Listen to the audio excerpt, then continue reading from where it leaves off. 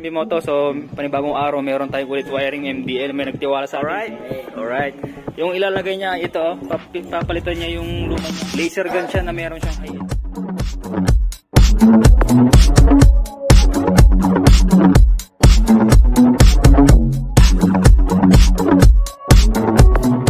Ampere na fuse, papunta to sa number 30 ng relay, 4 pin to 4 pin. So yung pagka-denso na relay, 30, so, nilagay na namin. So testing nga natin. Yung nagbalot pala ay si... Alright ba? Alright.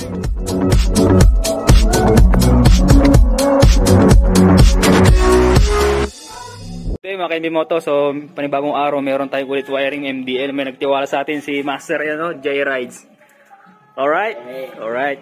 Yung ilalagay niya ito, papalitan niya yung luma niyang MDL. So, mas malakas yung ipapalit niya. Ito. Yan. Laser gun siya na meron siyang high and low. Yan.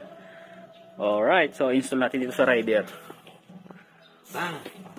So, ito no, nilagay na natin. So, ito yung sa negative ng laser gun. Pinagsama na natin yung dalawang ilaw. Tapos yung mga high and low. Ito, high and low. Pupunta dito sa relay. Yan. Yan yung peso ng relay. Tapos, yung negative para isa na lang, sasama din natin yung negative ng number 85 ng relay. Papunta dito, splice tayo dito para isang linya lang papunta dun sa battery. So yung positive naman, ito number 30, pupunta dun sa battery, may fuse na. Ayun o, nakalagay fuse. So ikabit lang namin. Tapos kung papuntang switch naman, ongoing wiring pa. Ayan. So alright. So inilagay na namin no. So, yung 10 ampere na fuse, papunta to sa number 30 ng relay. Ito yung relay. Ito yung 30, yung red. So, yung gamit dito ay denso na relay. Yan. 4 pin to 4 pin. So, yung pagka-denso na relay, 30. Tapos, yung susunod ay 87.